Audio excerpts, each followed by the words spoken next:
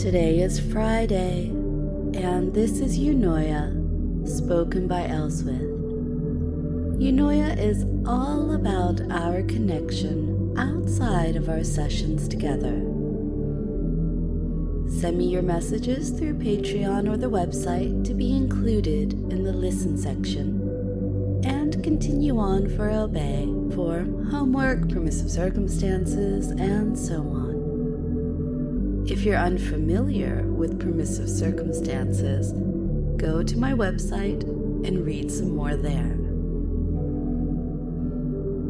So, a warm welcome to Eric and Michael with an A for joining my Happy Harem there on Patreon. Welcome in. I had lots of messages from tidy boys, and most of them, well, most might be an understatement.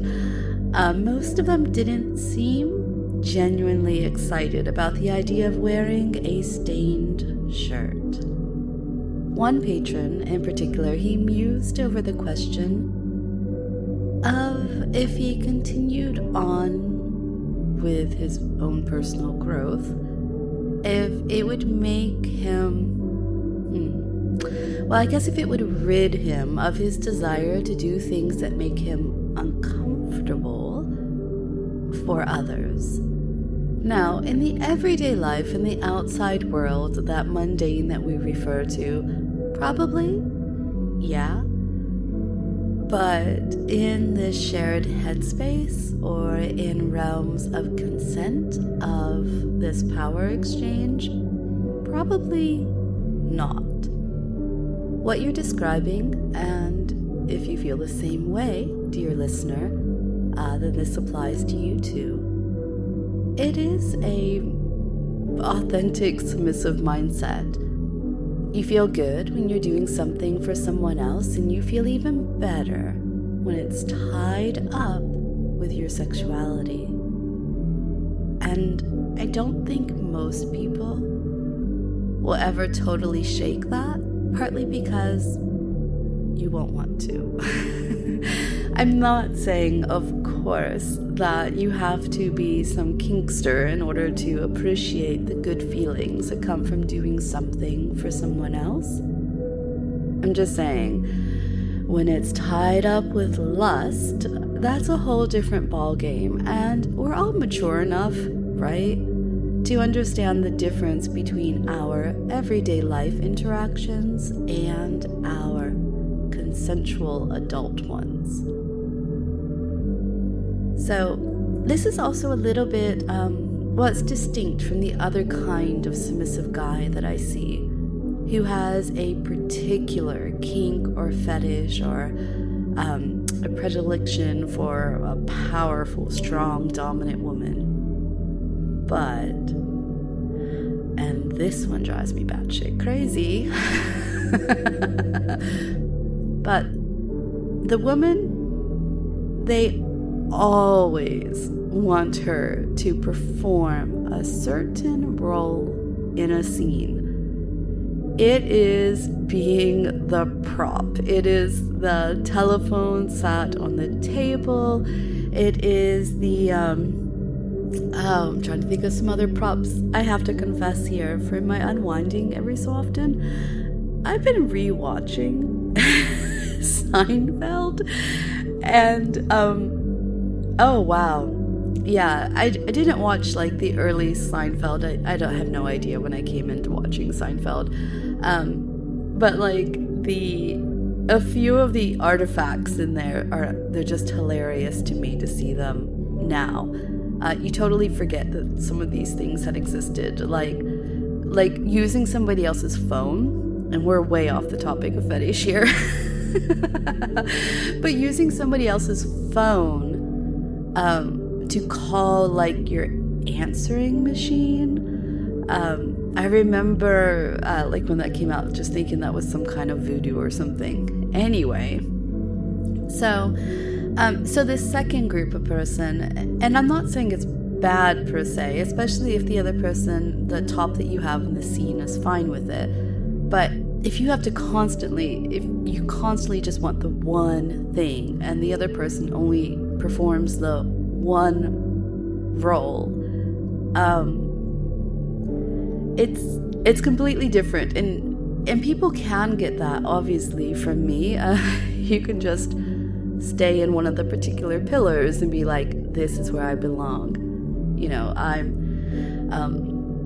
Margaret or Pixie. Man, I would take a house full. I would take a house full of Margarets and Pixies and others today. That just sounds like fun. But it is different than the person who has this overall submissive role that they have adopted. And part of the reason why this is actually on my mind is I would say about a quarter of the messages I get are very, very prescriptive, this is exactly what I'm looking for, can you do this?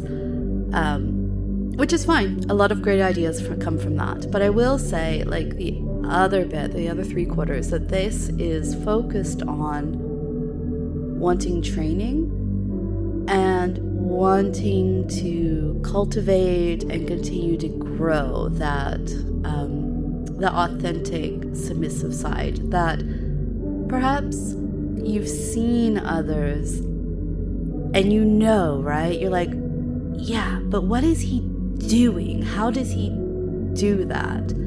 Or you'll meet somebody in your everyday life that you want to be around them, and like long after you're done having a conversation or whatever else, you still remember them because of the way they made you feel. So I've been mulling this over, partly because it is dark when I take my doggo for a walk in the morning, so it just gives me plenty of time to be in my own little quiet world and think. I've been slotting in a collection of different sessions and almost seeing how these things would connect in together to make my ideal is a little bit of a lofty word, isn't it? But to create and to mold my perfect everyday companion. So yeah, he can adopt some of the Sabriel concepts, or the pixie ones, or the prissy ones. He can do all those things, right? He loves the rope. When I say I have to try this new kind of tie, he's like, yes, mistress, let's go do that. You know, and we try out things. Or if I have a new cane, because I do love how those lines line up, and do that, he's also right into it for it. But for everyday life, for let's go down to the shop and grab some milk, the person walking along beside me, there is a personality type, there is a submissive that I want for that. So I am going to have a series of things that are coming out that's basically going to tell you how to do so. I just can't think of a fucking name for it. What would you call it? Is that personal growth? Is that foundations? Is that, should I just call it Sabriel, and it's Sabriel without the taking him under and doing naughty things to him side? You tell me. That's your homework. What would you call that? Or would you just call it, Elswyth submissive training? Because it does include everything. Taking care of your mind, your body, walking, moving with grace, having compassion, working on those listening skills. It has all of that. It's a personality tune-up, perhaps. Anyway, that's your homework. Let me know what you would title something like that, and where you feel it would slot into like our pillars. Speaking of sessions, Be More Bold. That is the personal growth session that won my Patreon poll. So that's going to be released tomorrow as the Saturday session. If you were hoping the Fear of Being Naked session would win, it's going to come out sometime next month, I promise. It's done, it's just waiting there. And if that makes you feel antsy, well, Marshmallow, you can be a patient pet. Okay, so our listen and our obey kind of got mixed up in there, but that's okay. It's Friday, right? Tomorrow, enjoy that session. Enjoy Be More Bold. I truly loved creating it for you. And your permissive circumstance? Your permissive circumstance is this. If it's going to require going outside, and if you can't go outside, maybe you can substitute like TV. If on your walk outside, a normal walk for you, don't go 20 miles or something, you can see 5 pumpkins, you have my permission. And if it's Locktober for you, you have my permission to continue on being denied. Okay, download the session tomorrow, and I will see you on Monday.